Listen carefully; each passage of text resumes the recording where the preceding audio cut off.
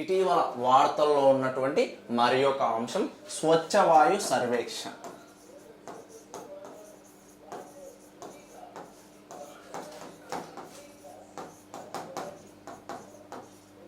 స్వచ్ఛ వాయు సర్వేక్షణ్ 2024 నివేదికను ఇటీవల విడుదల చేయడం జరిగింది.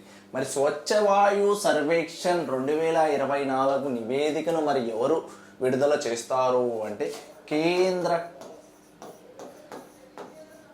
కాలుష్య నియంత్రణ బోర్డు. కేంద్ర కాలుష్య నియంత్రణ బోర్డు అనే సంస్థ మన భారతదేశంలో స్వచ్ఛ వాయు సర్వేక్షణ అనే నివేదికను విడుదల చేస్తుంది. మరి కేంద్ర కాలుష్య నియంత్రణ బోర్డు లేదా సెంట్రల్ పొల్యూషన్ కంట్రోల్ బోర్డును ఎప్పుడు ఏర్పాటు చేశారు అంటే 1974వ సంవత్సరం సెప్టెంబర్ 22న ఏర్పాటు చేయడం జరిగింది. 1974 సెప్టెంబర్ 22వ తారీఖున సెంట్రల్ పొల్యూషన్ కంట్రోల్ బోర్డు లేదా కేంద్ర కాలుష్య నియంత్రణ బోర్డును ఏర్పాటు చేయడం జరిగింది. ఈ బోర్డు ఇటీవల స్వచ్ఛ వాయు సర్వేక్షణ్ 2024 నివేదికను విడుదల చేయడం జరిగింది. మరి హెడ్ క్వార్టర్స్ ఎక్కడ ఉంటుంది అంటే ఢిల్లీలో ఉంటుంది. సెంట్రల్ పొల్యూషన్ కంట్రోల్ బోర్డు యొక్క హెడ్ క్వార్టర్స్ ఎక్కడ ఉంటుంది అంటే ఢిల్లీలో ఉండడం జరుగుతూ ఉంది. ఈ సెంట్రల్ పొల్యూషన్ కంట్రోల్ బోర్డును ఎప్పుడు ఏర్పాటు చేశారు అంటే 1974 సెప్టెంబర్ 22వ తారీఖున ఏర్పాటు చేయడం జరిగింది. ఇటీవల స్వచ్ఛ వాయు సర్వేక్షణ్ 2024 నివేదికలో 10 లక్షలకు పైగా జనాభా ఉన్నటువంటి నగరాలలో 10 లక్షలకు పైగా జనాభా ఉన్నటువంటి నగరాలలో మొదటి స్థానంలో ఏ నగరం నిలిచింది అంటే సూరత్.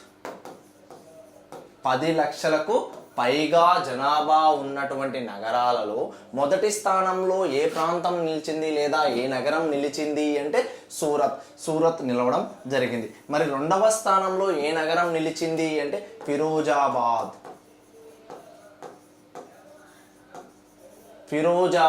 నిలవడం జరిగింది. స్వచ్ఛ వాయు సర్వేక్షణ్ 2024 నివేదికలో 10 లక్షలకు పైగా జనాభా ఉన్నటువంటి నగరాలలో మొదటి స్థానంలో ఏ నగరం నిలిచింది అంటే సూరత్ నిలవడం జరిగింది. అలాగే రెండవ స్థానంలో ఏ నగరం నిలిచింది అంటే ఫిరోజాబాద్ నిలవడం జరిగింది.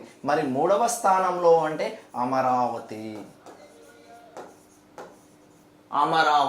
మన ఆంధ్రప్రదేశ్కు చెందినటువంటి అమరావతి కాదు, మహారాష్ట్రకు చెందినటువంటి అమరావతి స్వచ్ఛ వాయు సర్వేక్షణ్ 2024లో 10 లక్షల జనాభాకు పైన ఉన్నటువంటి నగరాలలో మూడవ స్థానంలో నిలిచినటువంటి నగరం ఏంటి అంటే అమరావతి.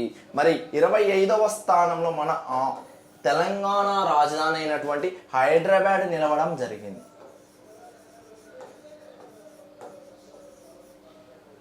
మొదటి స్థానంలో 10 లక్షల జనాభా పైగా ఉన్నటువంటి నగరాలలో మొదటి స్థానంలో సూరత్ నిలవడం జరిగింది. అలాగే ఫిరోజాబాద్ రెండవ స్థానంలో నిలవడం జరిగింది. అమరావతి మహారాష్ట్రకు చెందినటువంటి అమరావతి మూడవ స్థానంలో నిలవడం జరిగింది. అలాగే మన తెలంగాణ రాజధాని అయినటువంటి హైదరాబాద్ 25వ స్థానంలో నిలవడం జరిగింది. ఈ నివేదికను ఎవరు రిలీజ్ చేస్తారు అంటే కేంద్ర కాలుష్య నియంత్రణ బోర్డు వారు రిలీజ్ చేయడం జరుగుతూ ఉంది. ఈ కేంద్ర కాలుష్య నియంత్రణ బోర్డును 1974వ సంవత్సరం సెప్టెంబర్ 22న ఏర్పాటు చేయడం జరిగింది. దీని హెడ్ క్వార్టర్స్ ఎక్కడ ఉంది అంటే ఢిల్లీలో ఉండడం జరుగుతూ ఉంది.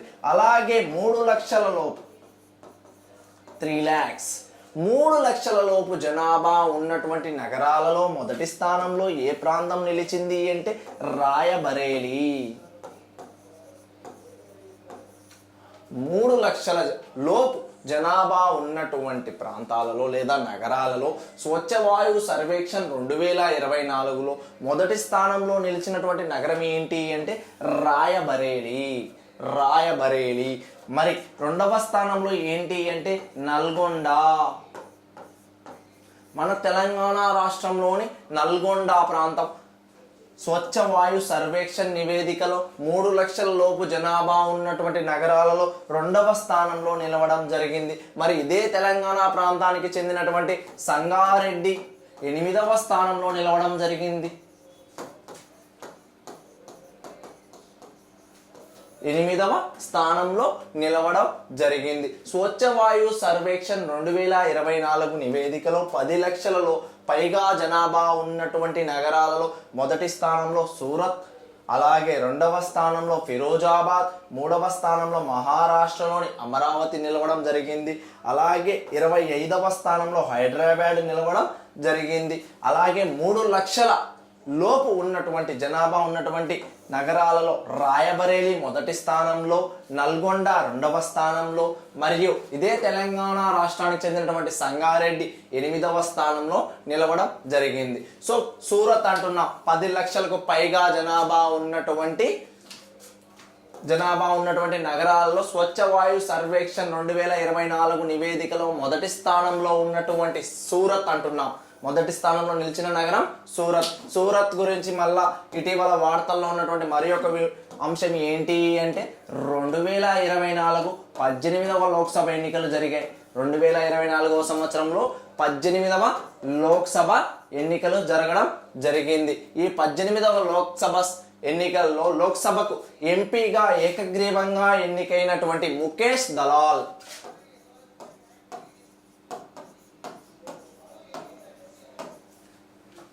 2024లో జరిగినటువంటి 18వ లోక్సభ ఎన్నికలలో ఎంపీగా ఏకగ్రీవంగా ఎన్నికైనటువంటి ముఖేష్ దలాల్ మన సూరత్ నియోజకవర్గానికి చెందినవాడు.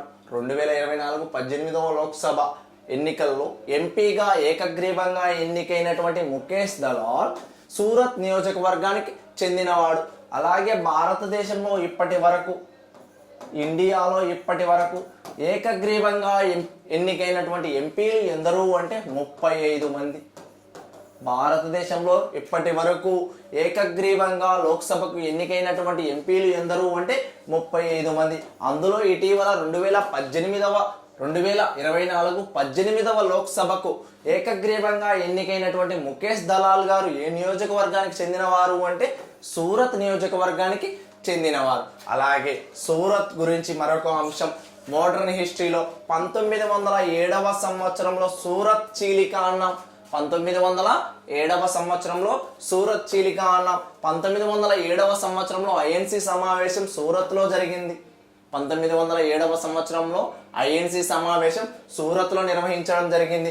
ఇక్కడ అతివాదులు మరియు మితవాదులు ఇద్దరు కూడా విడిపోయారు. 1907లో జరిగినటువంటి సూరత్ ఐఎన్సి సమావేశంలో అతివాదులు మరియు మితవాదులు ఇద్దరు కూడా విడిపోయారు. 1907వ సంవత్సరంలో సూరత్లో జరిగినటువంటి ఐఎన్సి సమావేశానికి అధ్యక్షుడు ఎవరు అయ్యా అంటే రాస్ బిహారీ ఘోష్.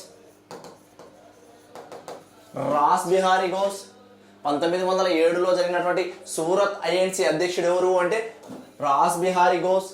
అలాగే ఈ అతివాదులు మరియు మితవాదులను కలవడానికి కృషి చేసినటువంటి వ్యక్తి అనీ బెసెంట్. మరి అతివాదులు మరియు మితవాదులు కలిసినటువంటి ఐఎన్సి ఏది అంటే 1916వ సంవత్సరం.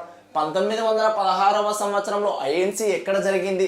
ఇండియన్ నేషనల్ కాంగ్రెస్ సమావేశం ఎక్కడ జరిగింది అంటే లక్నోలో జరిగింది. 1916వ సంవత్సరంలో లక్నోలో జరిగినటువంటి ఐఎన్సి సమావేశంలో అతివాదులు మరియు మితవాదులు ఇద్దరూ కూడా కలవడం జరిగింది. వీరి కలయిక కోసం కృషి చేసిన వారు అనీ బెసెంట్.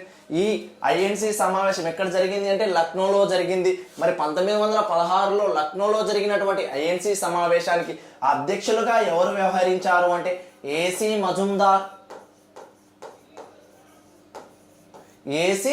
మజుందార్, అంబికా చరణ్ మజుందార్ గారు 1916లో జరిగినటువంటి లక్నోలో జరిగిన ఐఎన్సికి అధ్యక్షులుగా వ్యవహరించారు. ఈ 1916వ సంవత్సరంలో ఐఎన్సి సమావేశం లక్నోలో జరిగింది. ఇక్కడే అతివాదులు మరియు మితవాదులు కలవడం జరిగింది. మొదటగా వారు 1917వ సంవత్సరం సూరత్లో జరిగినటువంటి ఐఎన్సి సమావేశంలో విడిపోవడం జరిగింది. సూరత్ మనం ఎందుకు మాట్లాడుకుంటున్నాము అంటే ఇటీవల స్వచ్ఛ వాయువు సర్వేక్షణ్ 2024 నివేదిక ప్రకారం 10 లక్షలకు పైగా జనాభా ఉన్నటువంటి నగరాల్లో మొదటి స్థానంలో నిలిచినటువంటి నగరం ఏంటి అంటే సూరత్. 2వ స్థానంలో నిలిచినటువంటి నగరం ఏంటి అంటే ఫిరోజాబాద్.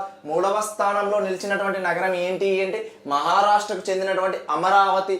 మరి 25వ స్థానంలో తెలంగాణ రాష్ట్ర రాజధాని హైదరాబాద్ నిలవడం జరిగింది. సో సూరత్ ఇక్కడి నుండి మనం మోడర్న్ హిస్టరీకి వెళ్ళడం జరిగింది. So thank you. ఇటువంటి కరెంట్ అఫైర్స్ ఇంకా మీకు డైలీ అప్డేట్స్ కావాలి అంటే ప్రతి ఒక్కరు, ప్రతి ఆస్పిరెంట్ మన వెంకట్ సాయి కోచింగ్ సెంటర్ని డైలీ ఫాలో అవ్వాల్సిందిగా కోరుతున్నాం. ప్రతి కరెంట్ అఫైర్, వార్తల్లో ఉన్నటువంటి ప్రతి అంశం గురించి మీకు అప్డేట్ ఇవ్వడం జరుగుతూ ఉంది. సో ప్రతి ఒక్కరు మన యూట్యూబ్లో Venkat Sai coaching centre YouTube ఛానల్ని లైక్ చేయండి, షేర్ చేయండి, మరియు మీకు వీడియో నచ్చినట్లయితే కామెంట్ చేయండి. ఒకవేళ మీకు బాగా అర్థమైంది అని చెప్పండి. లేదు ఇంకా ఏమైనా అప్డేట్గా చెప్పాలి అంటే మీ సజెషన్స్ ఇవ్వండి. Thank you so much.